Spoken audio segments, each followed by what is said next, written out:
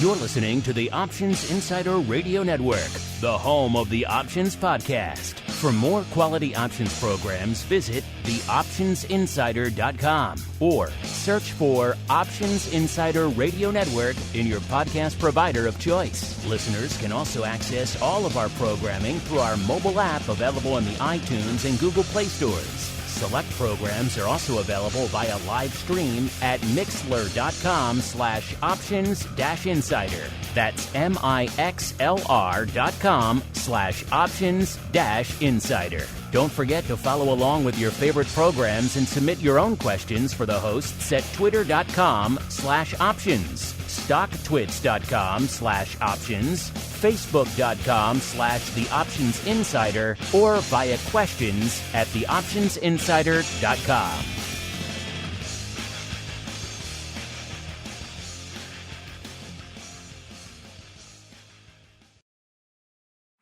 Welcome to Volatility Views, the premier program for volatility traders. Each week, we'll take a deep dive into the world of volatility with in-depth analysis, trading activity reviews, strategy breakdowns, cutting-edge education, and much more. We'll also bring you exclusive conversations with the traders, researchers, and asset managers who are reshaping the volatility landscape. If it involves volatility, then you'll find it on Volatility Views. Volatility Views is brought to you by MIAX, one of the fastest, most efficient trading platforms in the world.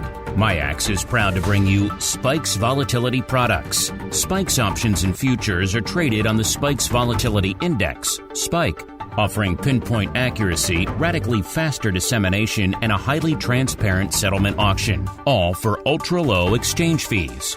It's volatility reimagined. Learn more about SPKEX at myaxoptions.com/spikes. Options and futures involve risk and are not suitable for all investors. The statements made are provided for informational purposes only and should not be relied on for financial or legal advice. And now, it's time to take a deep dive into the world of volatility. It's time for Volatility Views.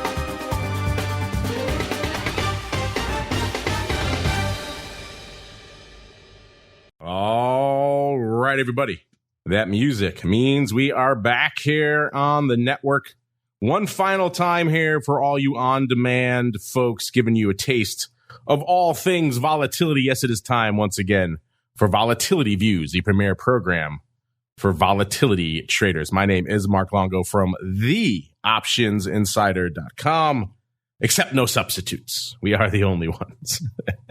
And of course, from the old network upon which so many of you are just binging these days. Remember, if you like what you hear, Vol Views, anything else we do on the network, do keep rating and reviewing. Let us help the new folks continue to discover the content. You can leave it on the Vol Views show proper. You can leave it on the network feed. You could leave it where you get our app in all the major app stores. No shortage of places for you folks to leave your love. If you want one of the growing number of tubers out there, you could leave some love there. Whatever floats your boat.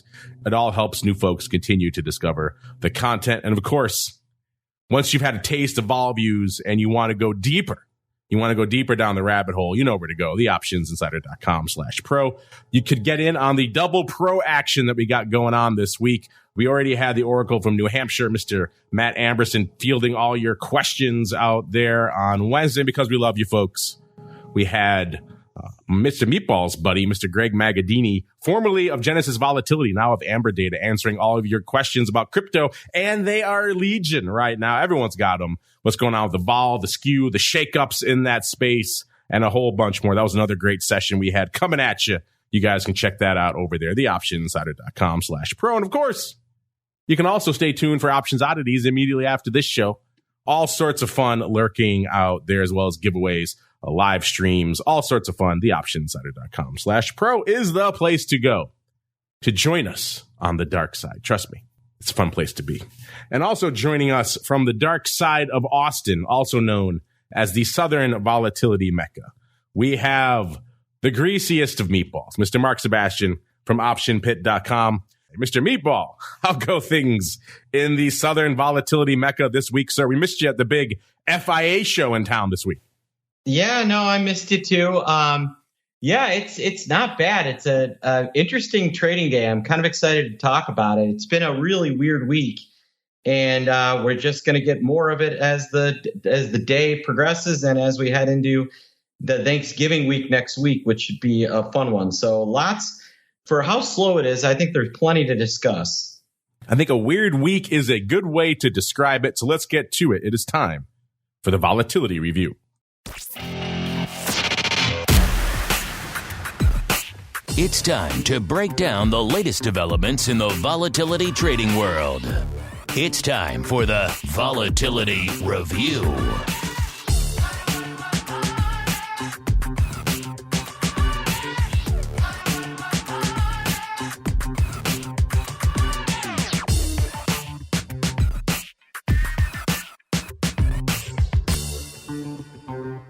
All right, everybody, welcome to the Vol Review, the portion of the show where we break down everything that's rocking and rolling out there on the vol side. We're going to talk, of course, the latest trades, the updates, the volume, the volatility, size positions, the trends, all sorts of fun out there. And kicking off the show today, it's kind of it's a weird week and a kind of a weird end to the week. We are heading into a holiday week next week, listeners, so that probably accounts for a little bit of the malaise we're seeing out there today. The Dow up about 0.25%. The S&P right now actually hanging out up after having been down earlier today, but not up by much, about 0.05, 0.06%. So you're not talking a heck of a lot. Still hanging around that 39.5 level that it seems to have a hard time shaking free of lately. And the NASDAQ off about not even 0.5%, about 0.4% out there. So markets kind of shrugging their shoulders going into the weekend here, but we all know that could change on a dime. So keep your powder dry and stay frosty out there, listeners. That means our old friend Spikes literally unched on the week. It was 24.25 last week, and when we kicked off the show today, 24.25, listeners. So no living to be done out there in Spikes land this week. VIX, a little bit of a different story. Closing that gap a bit, 23.60 when we kicked off the show. That puts it up almost a full point, about 0.95 points here on the week. Our old friend VVIX, just when it seemed like it was getting frothy again, just like when it seemed like it might be trending, let's say, into the 90s perhaps. Nope. Giving up the ghost again this week, a day like today. Certainly helping to make that happen. Back down to 78, down the whopping 8 points from where we were this time last week. Our other vol friend, the Viking, a.k.a. VSPKES, not coming in quite as aggressively. The VSPKES was at about a 96. 96 still. So that's down about a point. So not as much evolution out there on the VSPKES. Of course, probably the reason for that is that VSPKES is hanging out pretty close to its all-time low. We're about 6.5 points away. It was right around 89.5. Was the all-time low for the VSPKES that was back in July of this year. So as we get closer to that, probably going to see a little bit of that movement slow down, but we shall see. It is a holiday week, so we could certainly test some lows in vol next week. Mr. Meatball, sir, like you mentioned, kind of a weird week. What was catching your eye and lighting up your tape this week, sir? Well, I think that the big thing we've got to talk about is I think Tuesday's rally and then subsequent absolute melt and then kind of pop back when Poland got hit by that missile. And why I think it's such a good thing to talk about, not someone getting hit by it, not the missile actually hitting or people dying. Obviously, that's terrible. But as a case study of what can actually make the VIX move and why it's not moving now. Everyone says, okay, we've got all this bad stuff happening. They're right. But we know about all that bad stuff, and that is why vol continues to just kind of sit here, because we're aware that there's inflation and oil is going up and there's war in Ukraine, things like that. What happened on Tuesday, though, was we saw the VIX move up 3 points in about 3 minutes. And that is what happens when an unknown happens. And when if things had continued to progress on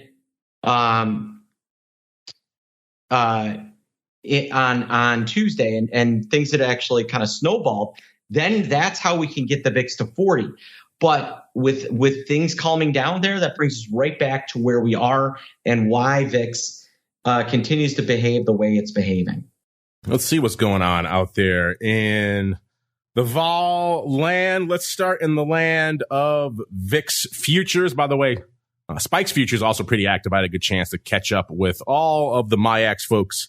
They were all in Chicago. Everyone was in Chicago this week for the big FIA show that was in town. As I mentioned earlier in the week, listeners, it was a bit of an interesting visual coming into the show on Monday where everyone was scrambling to wipe away.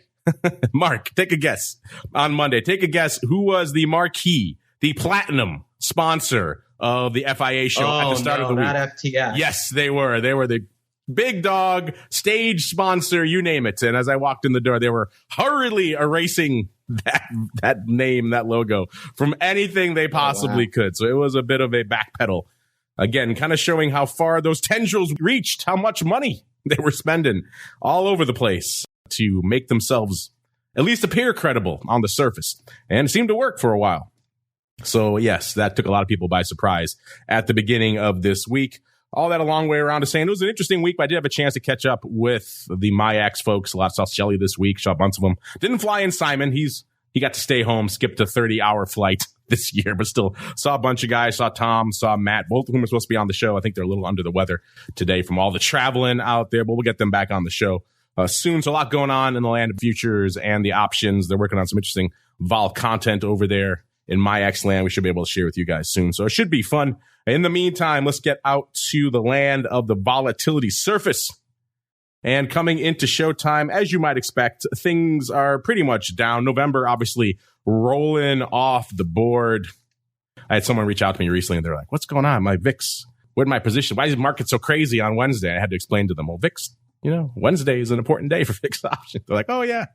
So, yes, make sure you understand. Most brokers these days do a good job of surfacing that information. If you're trading VIX options, wait a minute, these are kind of a little bit non-standard, so make sure you understand that. But every once in a while, someone slips through the cracks, and they freak out when their VIX positions are gone in the middle of the week. So Nove off the board this week, listeners. December, yes, that's where we are now in the life cycle. How long have we been looking at the end of the year as some sort of distant looming spot on the horizon? Well, it is here now, listeners. The December contract is the front contract. It is down nearly a full point, about 0.8 of a point on the week. The Jan future now, we're already into next year. The Jan future slots into the number 2 spot there. I don't know if I'm ready to talk Jan futures, but alas, that's where we are, listeners. The Jan future down almost half a point, about 0.4 of a point out there this week. Mr. Meatball, any thoughts here as Nove rolls off the board? Anything catching your eye with all the settlement fund? And then your thoughts on what's going on with the front portion and indeed the entirety of the volatility surface this week, sir?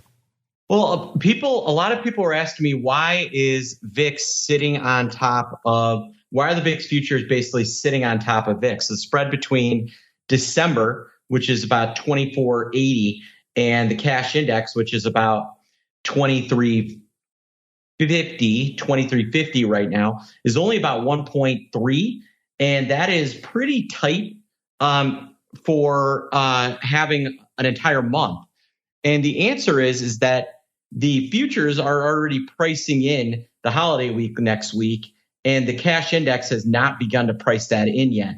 So I'm expecting to see the cash index fall somewhat dramatically Monday and Tuesday and Wednesday, and the VIX futures to be relatively stable.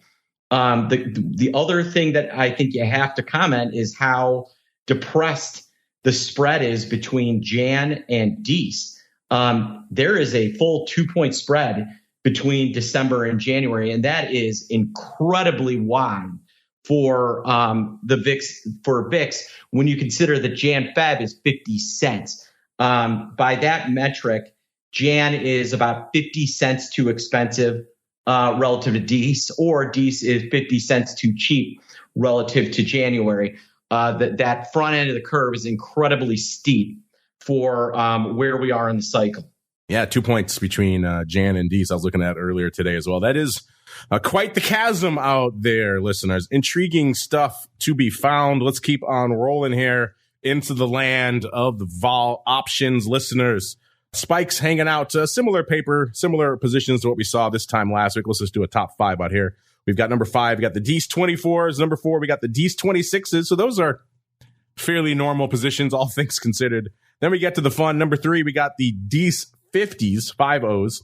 And then number 2, we've got the Jan 19 calls, so going back the other way.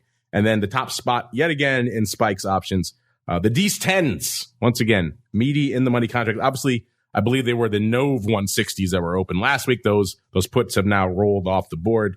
No one diving back in to replace the deep in the money puts yet. But then again, we shall see as things progress next week. Let's get out to VIX options. And we mentioned at the top of the show, kind of a bit of a weird week. And I think you'll see why once I start breaking down some of the volume numbers for you this week, listeners. It was weird. The VIX was on or it was off this week. It was putting up numbers or it was doing a heck of a lot of nothing. Today, the latter, a heck of a lot of nothing going up right now. 141,000 contracts only on the tape right now. That's kind of reminiscent of late July, early to mid-August kind of numbers there, or maybe late December. Come back at me in about a month or 5 weeks or so, and then I'll expect those kind of numbers. Not right now, but kind of a quiet week. Maybe everyone's already heading out for getting an early start on the holiday here, getting out of Dodge. Either way, not a lot of paper hitting the tape today. But again, that could change in a second. The missile falls in the wrong place, like we saw earlier this week, and all hell can break loose. The ADV back below 600,000, listeners. It had drifted north of it, got up somewhere around 612 earlier this week, back below it again this week, back down to 595,000 contracts out there. Even though net on the week, it is up about 2,000. So we're at 593 on the show last week. In between, on shows like the Option Block and others, it did get higher, back north of 600K, but alas, back down again this week. Let's break down the top 10 positions such as they are out there now, listeners. Obviously, Nove rolling off the board, taking a lot of OI with it. There's only about 8.2 million contracts open in VIX options right now. That's not a ton. So obviously waiting to replace some of that OI, but still some intriguing nuggets to be found here. By the way, even with Nove rolling off the board, we still are 10-0 calls over puts in the top 10 out here, listeners. So read into that what you will. I always find that a fascinating nugget just to see what's going on in those top 10 size positions. And for the last few weeks, it's been all calls all the time out there. Number 10, 140,000 contracts. That's what it costs you to break into the top 10 in VIX land right now. That gets you to the Feb 60s. Right behind it, number 9, $147 of the Feb 70s. So some vertical action hanging out there in Feb. Number 8, $148 of the D60s. You know, we're in weird times, listeners, when the D60s seem sane and reasonable. Number 7, $149 of the March 80s. Here we go. Now we're getting to the good stuff. Number 6, $153 of the D70s. So starting to get up there. Number 5, $169 of the Feb 80s. Getting some love for the Feb strike. Number 4, this is interesting. 176,000 of the December 35 calls. Wow. How normal. To be exceeded by number 3, 196,000 of the D's 30. So also, dare I say it, a fairly normal trade. Now, in most environments, someone's coming in trading the 30s. It might seem out of place, but where we are right now, that's fairly normal. Number 2, we're getting back at it, listeners, 204,000 of the March 75s. And the number 1 position out there in VIX options right now, 268,000 of the Jan 70. So once again, it's pretty much all far out of the money upside all the time, with the exception of the D's 30s and 35s. And if maybe you want to throw the 60s in there, depends what your definition of far out of the money optimistic paper is. I'm not seeing a lot of that on the tape today, though, listeners. Like I said, VIX was kind of binary this week. It was on or it was off.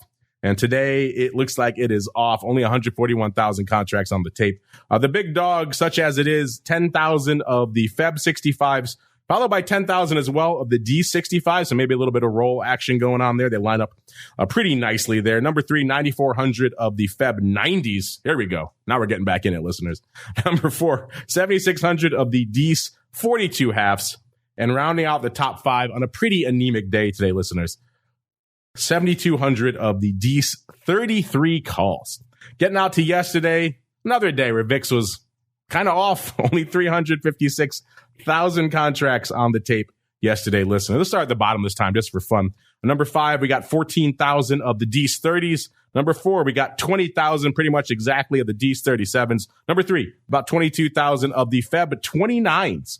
When was the last time we saw someone trade for size, an option with a 20 handle in Feb? It's all been 60, 70, 80 nonsense. So there we go. 22,000 of the Feb 29s. Number 2, 36,000 of the Ds 27s. And number 1, on a fairly light day yesterday, 40,004 of the June 70s. So not to be outdone. We have seen a lot of paper in June opening to the downside. We've joked a lot about the June 15 puts and trying to penny that customer out there.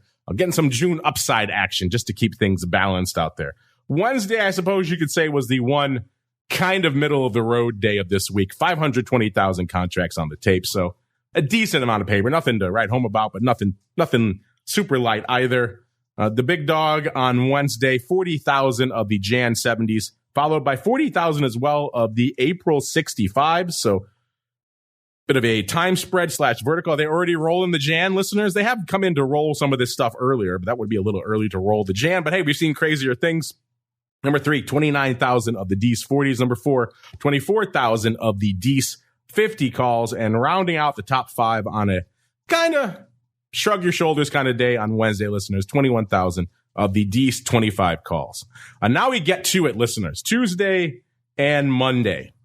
These days are kind of weird for a lot of reasons. Like I mentioned, this is a weird week. I had to go check the numbers twice on a couple different platforms to make sure that they weren't broken, because they showed me VIX did exactly the same amount of paper on Tuesday and on Monday. Very rare that we see that, let alone to that such a degree of precision. But we also saw, these are the days, listeners, where we saw that M creeping back in there, the million. He's finally hitting a million again. We thought last week we might have some days when we might hit a million. Certainly the big crazy whipsaw or the crazy rally days we've seen in the last couple of weeks, you might expect VIX to hit a million. We didn't.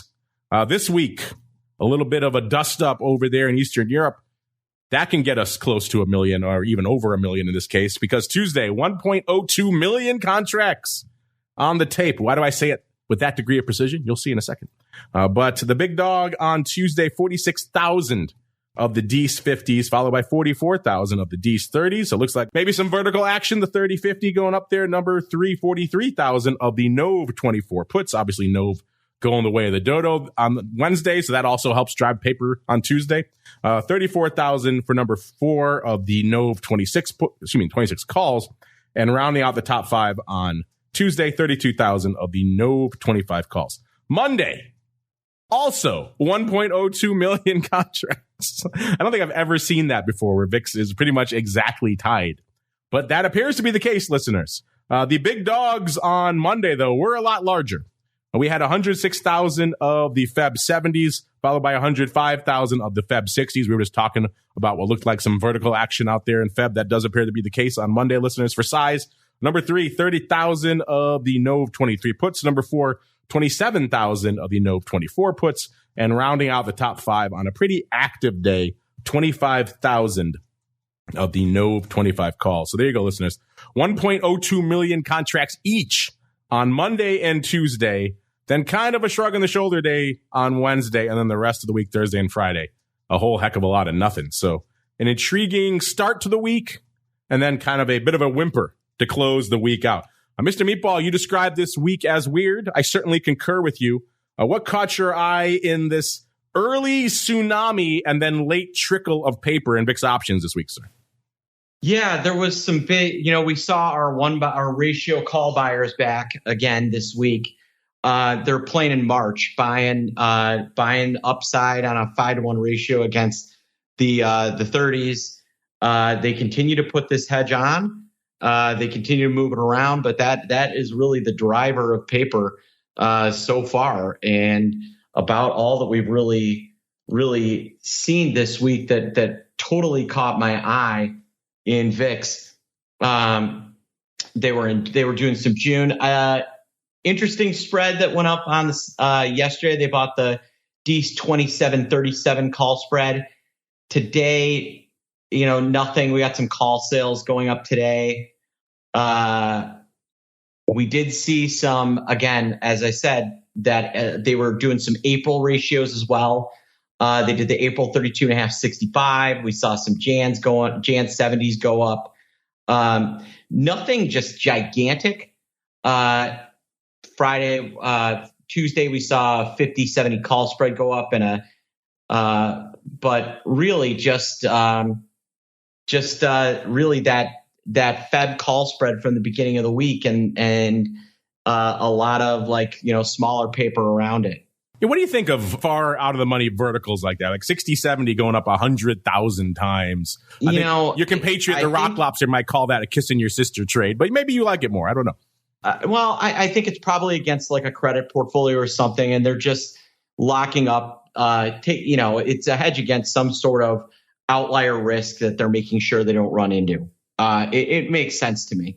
Inexpensive, just able to protect yourself against some sort of outlier. Inexpensive is the word. It's only 18 cents. Looks like they did it for us. So not laying out a ton out there. You like that, listeners? Feb 60-70. Someone liked it to the tune of 100,000 contracts this week. So interest clearly lying there. Let's see. Yeah, there's about 140,000 open on both of those strikes now. So maybe they have come in and done some more since Monday. But clearly someone looks at that as a decent upside protection. 10 handles for 18 cents. Intriguing. We all know you don't have to get up there to make that thing start to look a little bit better. But again, the question then is if we start popping to the upside, how much pop are you going to get with that when you have you're short the 70s, long the 60s? You get something, but intriguing. We had a long talk with Mr. Matt from Orats on the Pro Q&A this week, listeners, about the use case for quote unquote garbage VIX calls and garbage SPY and SPX puts, and when they work, when they don't, how you can use them in your own portfolios. This is the kind of an area he's really been diving into at my behest because of paper like this going up and a lot of that actually farther out of the money paper usually out there. So it's been an intriguing area for us to kind of sink our teeth into. If you're intrigued by that, listeners, check out that Pro Q&A we did this week over at theoptionsinsider.com/pro as we head on into the land of the vol ETPs. And again, not a heck of a lot going on out there to end the week either. Let's start with good old SPKX because it doesn't have a better name, at least yet. 25.40 when we kicked off the show, down about half a point. This is, of course, I hate to call it vanilla, but the non-levered spikes ETP out there. It has dropped a little bit more. It's down to about 25.25 now, listeners. So that puts it down about 0.65 or so on the week.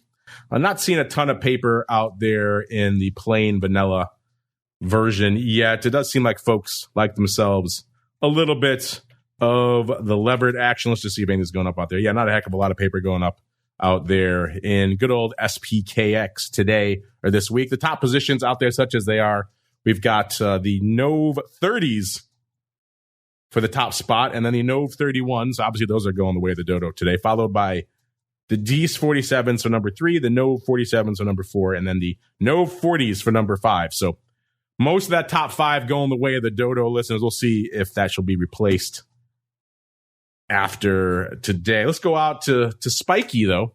This is a levered friend out there. This is the one that does seem to be attracting a wee bit more interest, both on the underlying and on the options front. For obvious reasons, folks like themselves a little bit of leverage out there. And it's moving a bit again today. It was at about a 25 when we kicked off the show. That puts it down about half a point. Actually, no, 0.7 of a point.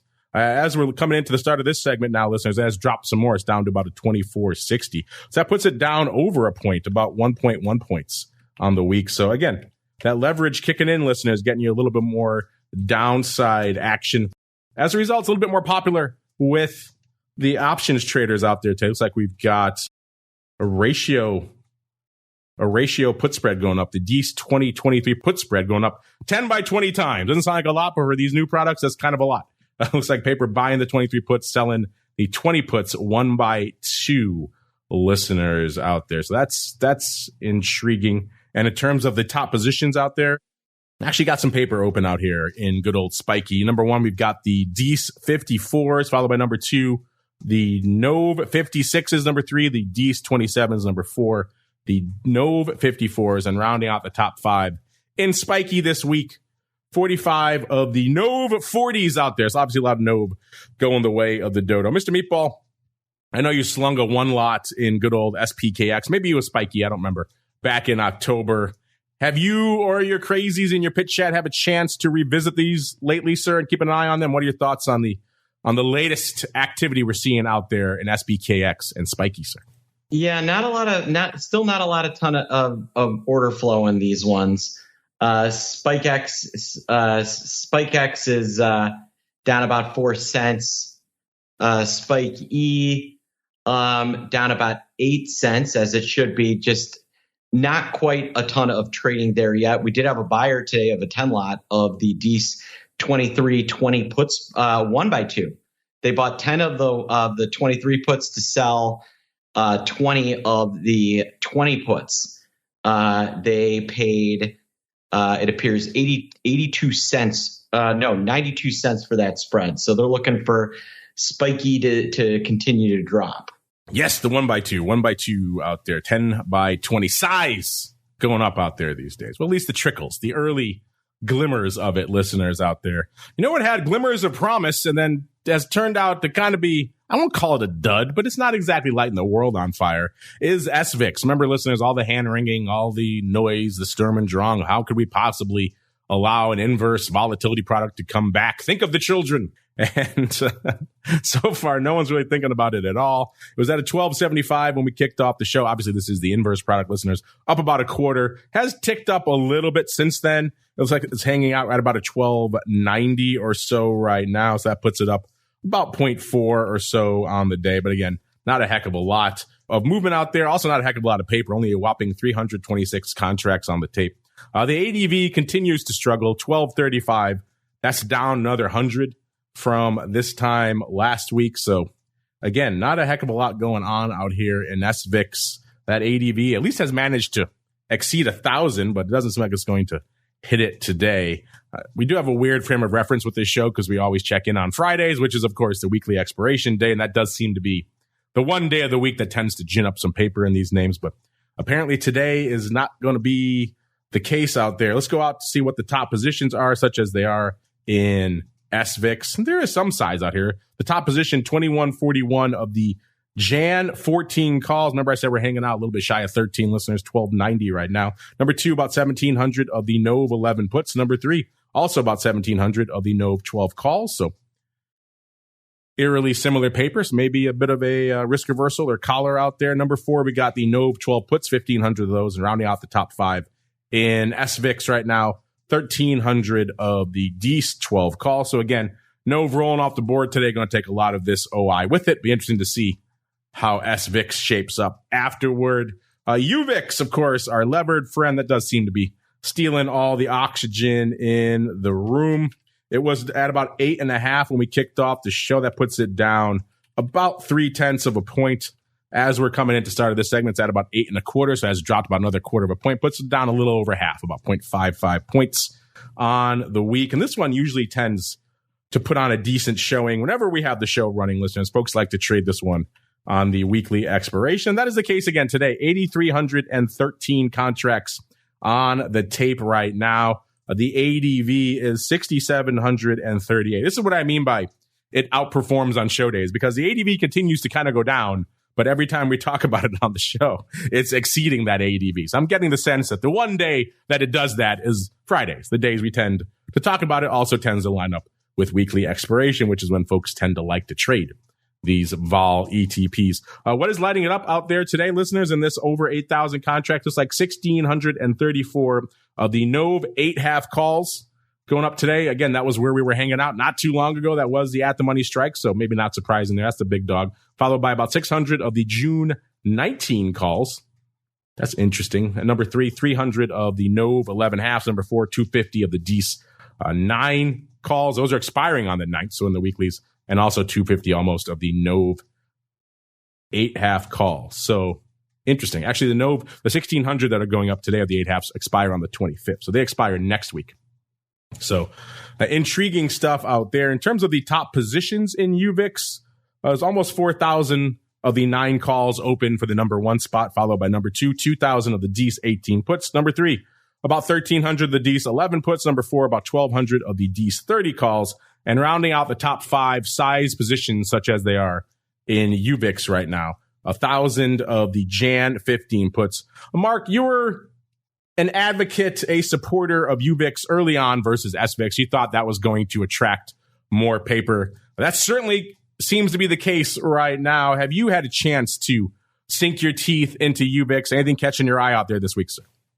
Yeah, I have. It looked like until we got that Polish attack, it looked like this thing was going to head to a new all-time low. Kind of got stopped in its tracks. It's trading right near its all-time low. Its all-time low is, oh no, you know what? It's at an all-time low right now. I think it could be sub 8 here by the end of next week. And there's going to be some opportunity to make some money being long some puts here if the market continues to behave the way it's behaving. Let's see how UVXY is behaving. Looking in the rearview mirror at this UVIX kid starting to perhaps steal a march on it. UVXY was at about a 9 when we kicked off the show. That puts it down about a quarter of a point. As we're starting into this segment, it's down to about an 880. That puts it down about 0.45, almost half a point on the week. So a little bit more erosion kicking in there in UVXY. Seeing some decent paper on the tape today, 188,000. Even if the ADV remains kind of anemic, 243,000 is only up about 1,000 right now. So UVXY has a little bit of ways to go to kind of rebuild the action, the love, the interest that it had from earlier. There was a while there when VXX was, of course, outpacing VIX options, and UVXY was doing a fairly decent clip as well. I mean, obviously 243 is nothing to sneeze at, but we've seen it be more active out there in the past. Let's look at the top 5 positions out here in UVXY right now. Number 5, we got 21,000 of the no 15 calls. Number 4, 22,000 of the Jan 75s. I was talking to someone about UVXY OI this week at the conference, and I was mentioning some of this far out of the money call paper, and they seemed surprised by that. They didn't know that. I told them, keep an eye on this far out of the money stuff. There is some intriguing stuff. Usually it's some size overriding. Every now and then get people buying them too, but usually there's a lot of size overriding. And you can see why they get more premium than you might think for some of these things. But every now and then these far out of the money strikes do pop in. Today it is number 4, 22,000 of the Jan 75s. Number 3, 25,000 of the Nov 9 puts. Number 4, 29,000 of the Nov 9 calls, which again, that's a strike we're hanging out at, so no surprise there. And number 1, a huge leap here, 75,000 of the Nov 10 calls. So someone's on that strike for size.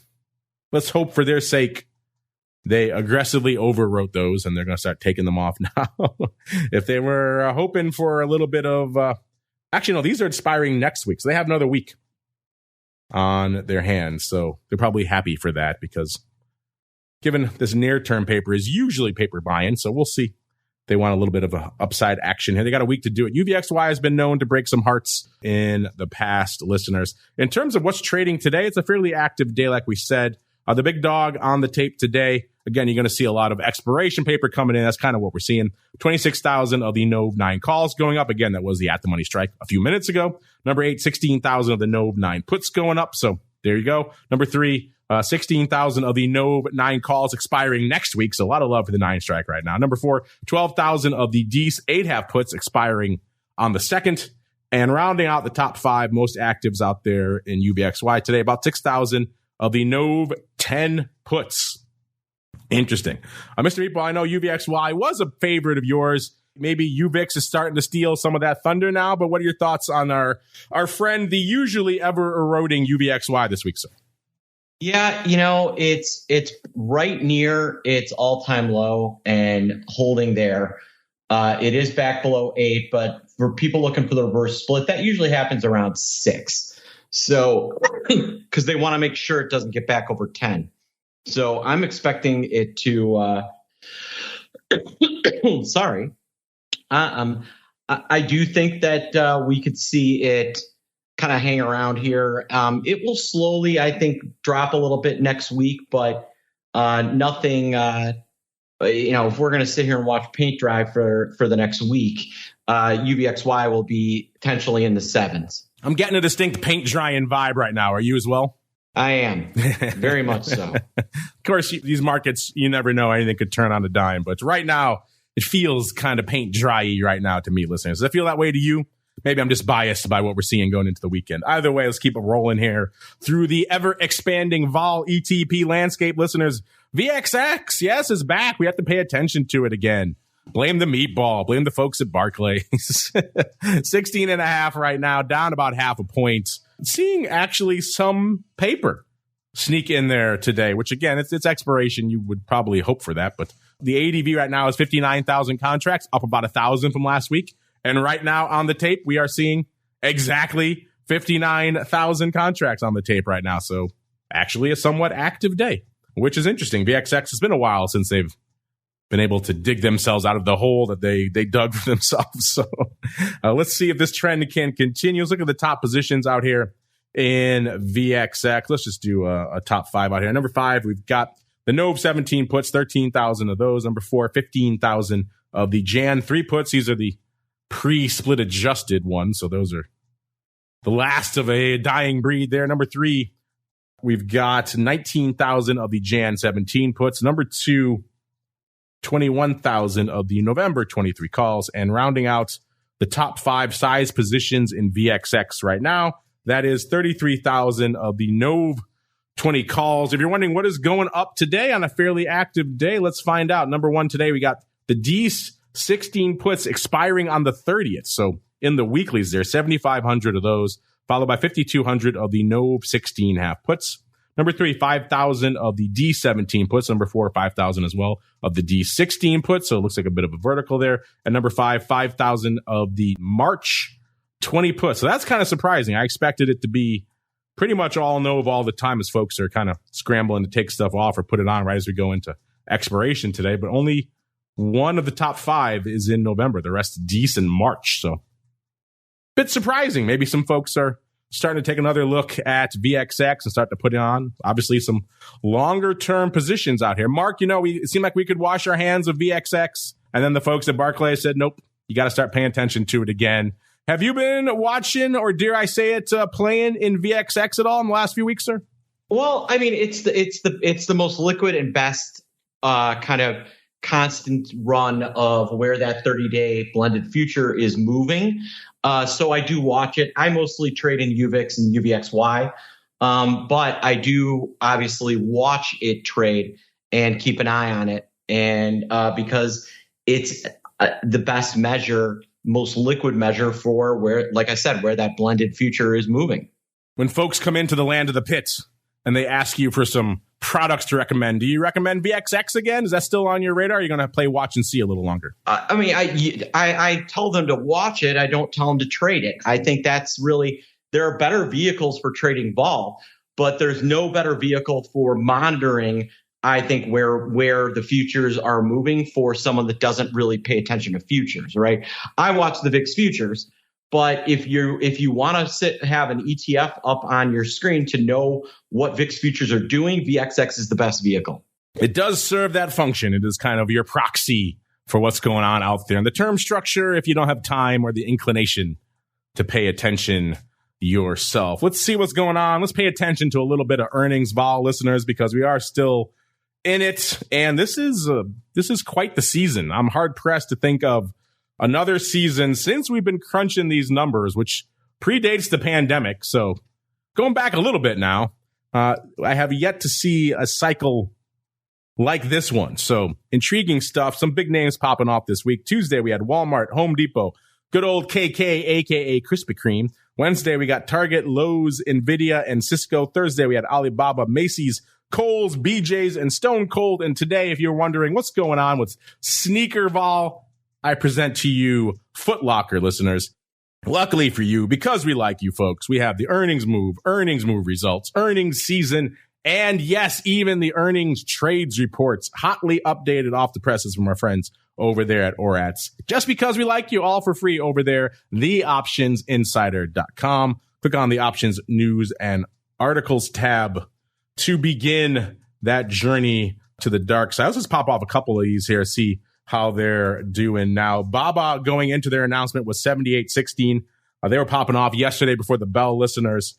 They were pricing in about 7.9%, and they ended up delivering about close to that, 6.9%. These are, again, that's the move results report, so that measures kind of the immediate post-earnings impact. Obviously, if you wait a little longer, have a different time horizon, it's going to be a little bit different. If you look at Baba right now, it's trading at about $80.50, so it actually has come in quite a bit. So if you were doing a little of the old premium harvesting out there, you're actually looking a lot better today even.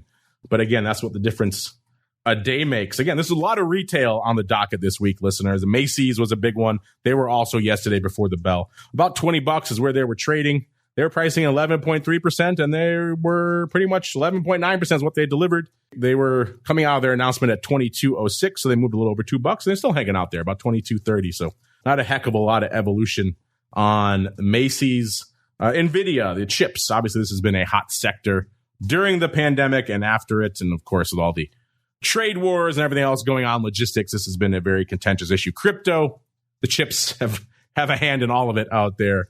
And NVIDIA, if you listen to our Option Block show listeners, you know NVIDIA is a frequent offender in what we call the chip zone. It's usually somewhere in the 4 to 6 range every day in the top 10 most actives. Up there with AMD, usually those two are hanging out somewhere in that spot. NVIDIA was popping off this week, 16th after the bell. They went into their announcement 159.10.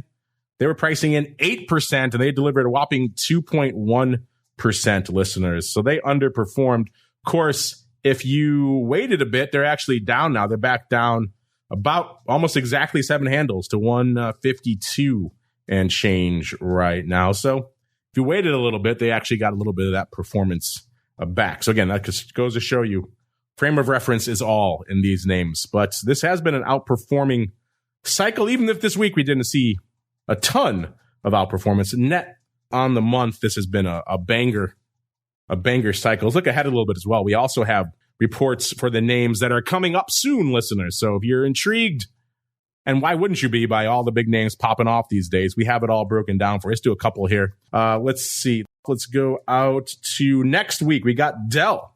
Dell popping off on the 21st. They were at 41.20 when we ran this report.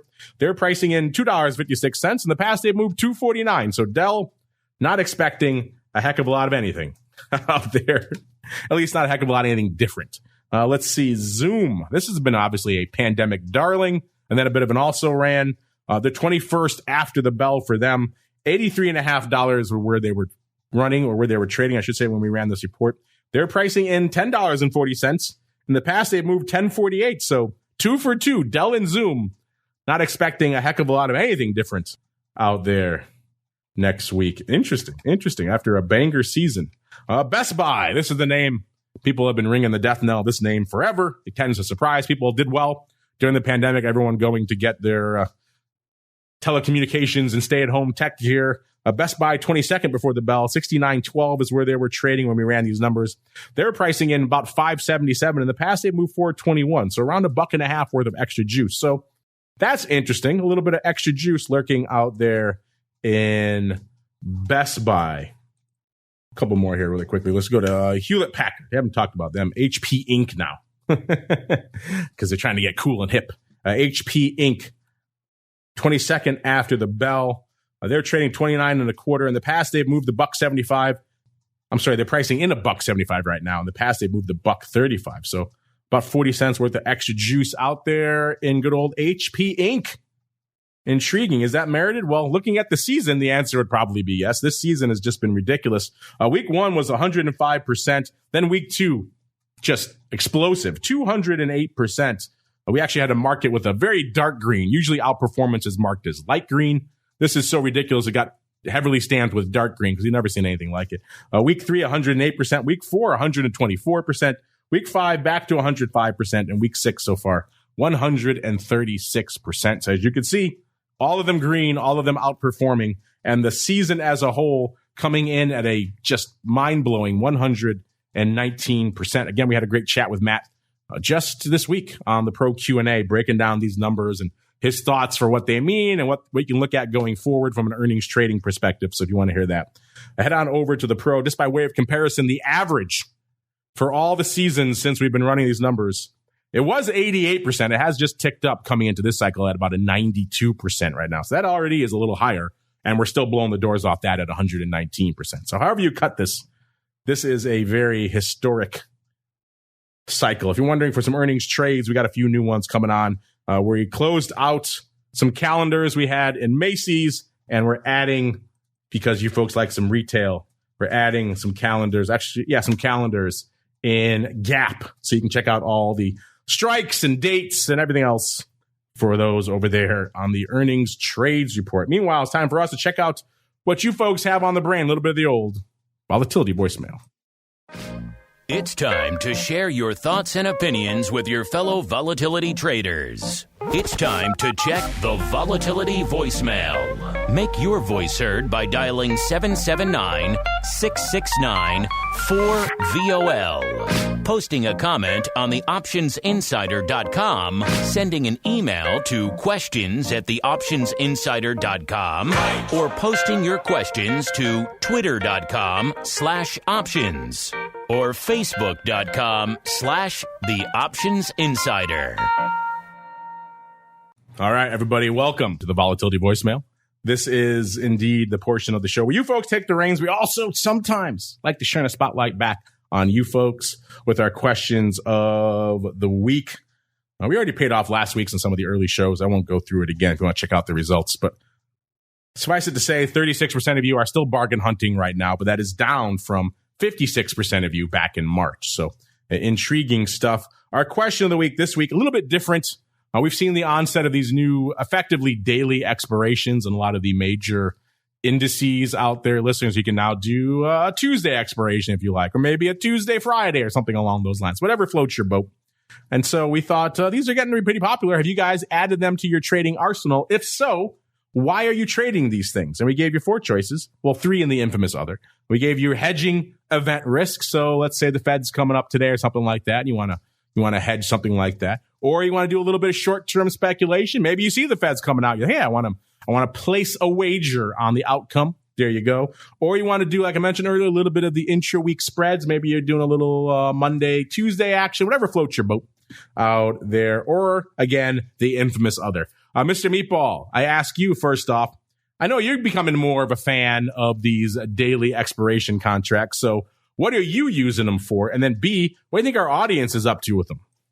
In fact, these daily expirations are almost exclusively what I trade now. I love them. It gives you so much flexibility. You don't have to worry about an overnight position. You never have to worry about an overnight position. And you can just kind of play what's in front of you and try and make some money that way. And that is what I've been doing and what I love about these dailies. I think that they're great. I'm a huge fan. You're using them for short-term speculation, it sounds like. I think our audience is there as well. 100% I am. Yes. You're not the first person to start whispering in my ear lately about the joys of single-day trading these days. Everyone's awesome, loving it. But they are having an effect on volatility. I truly believe one of the reasons why VIX has been the other factor on VIX being anemic is the fact that I don't need to go out and buy longer dated options to hedge. I can literally just say, oh, the market's falling. I should buy some puts for today or tomorrow. There's no need for options that have over a month to expire. I'm a huge fan. Saw some report recently, I think it was out of Bloomberg, saying something along the lines of just a ridiculous amount of SPKX paper in the third quarter. The one-day expirations was somewhere around 40% of total buy. I haven't had a chance to check that myself, but again, that's just ridiculous percent. If it's even close to that, that's still just a ridiculous amount of paper. So clearly, that's why we put this poll out. Clearly, folks are enamored with these products. Let's see. Why are you folks using them? Right now, listeners, with a few hours left, 47.1% of you are in the meatball camp of short-term speculation, 23.5% going my preferred route, intra-week spreads. I just like that notion. You want to do one day against another, you can do it now. It's kind of cool. Back in the day, listeners, when it was only once a month expiration, you couldn't do crazy things like 17.6% saying you're hedging the Fed, single day risk, and 11.8% saying other. And all of you are liars because you didn't give us what your other is. So I immediately discount your votes out there. Listen, let's go really quickly. Let's get some people's plural, if we can, onto the show. At least one. Let's go out to this one. Ailes with an S says, is there any point to buying VIX puts when the futures are not in contango? An interesting backwardation. And VIX puts, not exactly two great tastes that taste great together. Just go look at how VIX puts performed a few weeks ago. But Mr. Meatball, Ailes wants to know, is there any reason why someone would want to come and buy puts when the futures are backwards? Yeah, you think vol's going to drop dramatically, That would be wild. Or maybe you're hedging a short position in SPX. There are actually a multitude of reasons why you might. Now, if you're trying to trade them outright to capture edge, maybe not the best trade, but it is certainly, there's certainly lots of reasons why someone might. Yeah, if you're just straight buying them, hoping vol is going to come in, then you're betting that the backwardation is not going to be around for long, because if it hangs out during the lifespan of your options, probably not going to go the way you want. But again, crazier things have happened. You're probably betting at that point that backwardation is a bit of a short-term phenomenon. Let's see what we're betting on from vol next week, because it is time for the crystal ball. It's time to peer into the future and reveal what the volatility gods hold in store. It's time to look into the crystal ball. All right, everyone, welcome to the crystal ball, the portion of the show where we attempt to wrestle with the slippery, the mercurial pig known as vol, and see what it holds in store for us in the coming weeks. Sometimes I crack myself up. Let's go out to VIX land. And I was feeling, this time last week, I was feeling something a little bit north of where I was going. I ended up taking it down about a point, and now I'm mad at myself because I was at a 22.5 this week, and if I had kind of kept it to where I was, everyone else was fading the hell out of this thing, and so maybe I let some of that infect me because I was thinking more along the lines of a 23.5, but alas, I went more 22.5, and now we're at about a 23 double to end the show in VIX land. The Rock Lobster was at a 21.65. Russell, because we were heading into a holiday next week, he thought we were going to break into the teens. 19.99 was where he went. He was feeling his best Prince impersonation out there. Spikes at about a 24.10 as we're ending the show. That's another thing that adds an interesting wrinkle to this right now, is this little bit of extra juice that's percolating, and Spikes kind of gives us a couple of moving targets out here. A long way around to saying I was the closest, but I was only about a point away, and that's not exactly a winner chicken dinner. And you look at Spikes, I wasn't that close there either. So no winners. I was at least closer than these other two yokels here on the show, so I could take some solace in that. I mean, that Dr. VIX guy, what does he know, right? And that Rock Lobster, just a crazy person wearing that tinfoil hat all the time. Let's look at our listeners really quick. Oh, my God. Options Queen, what are you doing? Seriously, you need to manage a fund. What, 24? You're 0.07 away on Spikes, at least. You're about half a point away on VIX, but still, you're scaring me, Options Queen. Like, we just gave you a prize like last week. All right, reach out to our producers. We'll see what we can do. My goodness, you're scaring me. You're eerily prescient.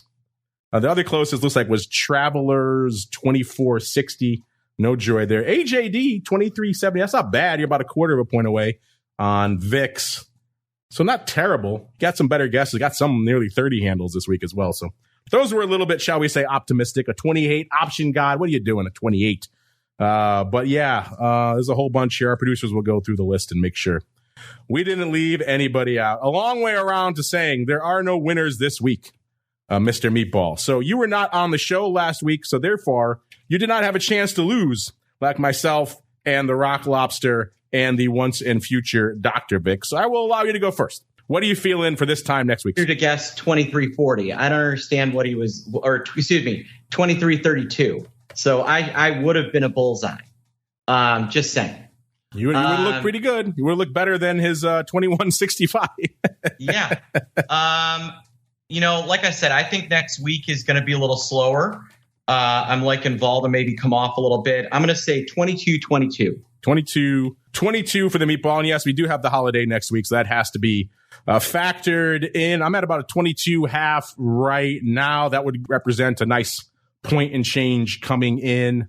I don't hate where I am for this time next week because of the Vol. It's probably going to come in, but I want to give the Meatball a little bit of breathing room because he came in at 22.22. So tell you what, I will be a nice character and I will say 21.76. So almost half a point below him. So there's your market for next week, listeners. 22.22 on the upside, 21.76 on the downside.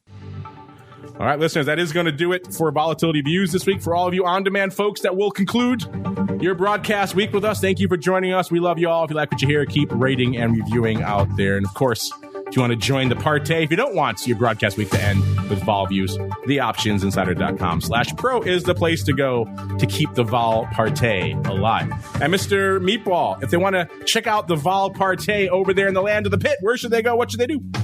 Yeah, go to optionspit.com and join us. We want to see you as a member of one of our readers of my VIX Edge blog and everything, and we're going to try and make you a better trader. So go to optionspit.com and check us out. I'm looking in our chat. Options Queen's at a 1970 for next week, Mr. Meatball. So she's been knocking it out of the park lately. So maybe we both should be at a 19 handle now. Yeah, maybe. I hate to fade her. She's legit. All right. She has their finger on the lever, that VIX lever, moving things around. If you want to check out more about all things spikes, listeners, you know where to go. MyAxOptions.com/spikes is the place to go. We got to get on out of here again. Thanks to all of you who joined us on the on-demand side this week. We love you all. We'll see you back here on Monday for the option block and the crypto rundown. Then a bit of a truncated week next week, obviously with the holiday. Not going to be any Vol Views next Friday. I'm not a monster. Not going to make folks. So actually, I should have adjusted our crystal ball picking. I could see our producers chiming in that to me as I was doing the show. Alas, I missed it, listeners. So you know what? I tell you what I will do. I will reach out to Meatball. I will let him, if he wants to amend his pick, then I will let him change it. I will make mine. I will change mine because I kind of liked where I was. And I think Vol could make a bit of a recovery. So I will say this. In 2 weeks, Vol 23.55. How's that? And I will ask. That's our, so we'll have next week and then 2 weeks, 2 chances to win. I will reach out to the Meatball, allow him to do the same. To keep things fair as we keep on rolling, I have to get on out of here. Back in a little bit for Options Oddities for all you pro folks. And then back again in 2 weeks for Volatility Views. Stay safe out there, everybody. Volatility Views is brought to you by MyAx, one of the fastest, most efficient trading platforms in the world. MyAx is proud to bring you Spikes Volatility products. Spikes options and futures are traded on the Spikes Volatility Index, SPIKE, offering pinpoint accuracy, radically faster dissemination, and a highly transparent settlement auction, all for ultra-low exchange fees. It's volatility reimagined. Learn more about spikes at myaxoptions.com/spikes. Options and futures involve risk and are not suitable for all investors. The statements made are provided for informational purposes only and should not be relied on for financial or legal advice.